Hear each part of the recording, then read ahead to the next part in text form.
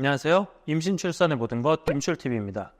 여러분 혹시 임신 중독증이라는 말을 들어보셨나요? 임신과 중독이라는 단어가 잘 어울리지 않는다는 생각이 드실 것 같습니다. 중독이라는 단어는 주로 술이나 마약과 자주 쓰이는 것을 많이 보실 텐데요. 임신 중독증에서의 중독은 여러분이 생각하는 그 중독의 뜻과는 전혀 다른 뜻을 가지고 있습니다. 임신에 중독이 되었다는 게 아니라 임신 중의 독, 그러니까 임신 중 독증 이라는 뜻을 가지고 있다는 겁니다. 오늘은 임신 중독증의 위험성과 임신 중독증의 치료 방법 및 출산 후 관리에 대해 함께 알아보도록 하겠습니다. 임신 중독증은 임신과 합병된 고혈압성 질환을 말하는데요. 또 다른 이름으로는 전자간증이라고도 불리고 있습니다. 임신 전부터 고혈압이 있거나 임신 20주 이전에 고혈압이 발견되는 경우 만성 고혈압, 임신 20주 이후에 새롭게 고혈압이 발견되고 출산 후에 정상화되는 경우는 임신성 고혈압이라고 보시면 되겠습니다.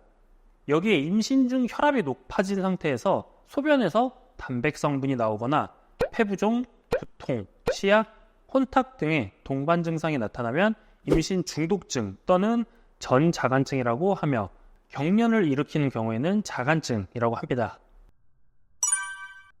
임신 중독증의 대상은 당연히 임산부입니다. 그러나 특정 조건에 부합하는 임산부에게 발생 위험이 더욱 높다는 사실 알고 계시나요? 주로 초산, 흡연자, 유전적인 원인, 아이가 쌍둥이인 경우, 산모의 나이가 17세 미만 또는 35세 이상인 경우, 이미 고혈압과 당뇨병, 신장질환을 앓고 있었던 경우, 비만인 경우, 임신 중독의 경험이 있는 경우입니다. 임신 중독증의 원인은 너무 다양하여 아직 정확히 밝혀지지 않았는데요. 다만 대부분은 비정상적 태반 및 혈관, 면역체계 또는 유전적 요인에 초점을 두고 있고 이런 비정상적인 문제들을 확률적으로 노산일 때 더 많이 발생하기 때문에 임신 중독증과 노산이 함께 거론되는 거라고 보시면 될 것 같습니다. 임신 중독증의 증상은 일반적으로 임신 20주 이후에 발생을 하지만 드물게 임신 20주 이전에 발생하기도 합니다. 초기에는 단순히 혈압이 오름으로 별다른 증상이 없는 경우가 많은데요. 주 증상으로는 여기저기 붓거나 소변의 양이 감소하고 상복부의 복통, 급통이 오거나 시야장애 등이 발생을 하게 됩니다. 이러한 증상들이 나타나고 있다면 이미 많이 진행되었다는 뜻이니 병원에 빨리 가보시는 게 좋습니다.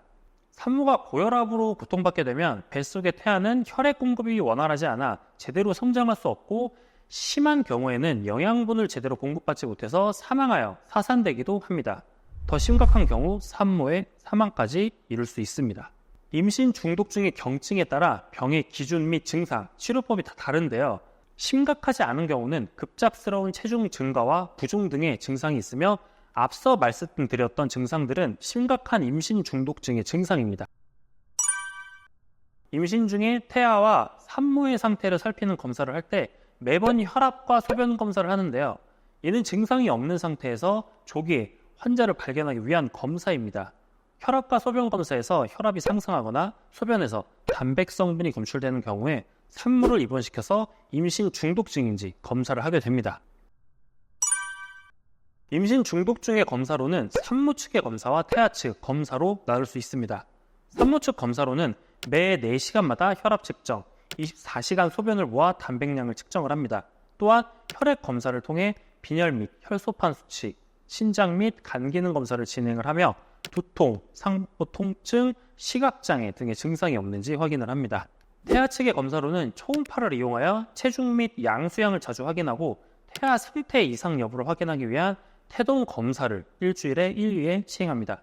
초음파 검사에는 탯줄 혈관의 혈류를 측정하여 태아에게 심각한 변화가 있는지를 평가하기도 합니다. 그렇다면 임신 중독증을 치료하는 방법은 무엇일까요? 가장 빠른 치료는 아이를 분만하는 것입니다. 일반적으로 36주 이후에 발견되는 경우 분만을 하는 것이 원칙이며 분만을 하지 않는 경우 질환은 점점 악화됩니다. 그리고 경증인지 중증인지 증상의 심각성에 따라서도 치료 방법이 달라지기도 합니다. 경증의 경우 입원 후 정기검사를 합니다. 침대에 누워 안정을 취하고 혈압약을 투여합니다. 중증의 경우에는 마찬가지로 빠른 입원을 하고 발작 예방약인 황산 마그네슘을 투여합니다. 자연분만이 가능하지만 대부분 제왕절개를 하고 있으며 바로 출산을 준비하기도 합니다. 그런데 분만 예정일이 아직 많이 남은 상태일 땐 어떻게 치료를 할까요? 이번 절차를 밟은 후 분만할 수 있는 시기까지 면밀한 모니터링 및 검사를 통해 관리받게 됩니다. 이후 출산 예정일이 가까워지면 제왕절개나 유두분만을 할 수가 있습니다. 임신 중독증의 가장 빠른 치료 방법이 출산인 것은 맞지만 출산 후 해결되는 데에도 며칠이 걸리기 때문에 관리를 철저히 해주시는 것이 정말 중요합니다. 출산을 했어도 한동안 혈압약이나 황산 마그네슘을 계속 복용하게 될 수도 있고 산모가 출산하고 나서도 24시간 동안 갱년하진 않는지 잘 지켜봐야 됩니다. 또한 3개월까지는 혈압 관리를 잘 해주는 것이 중요합니다.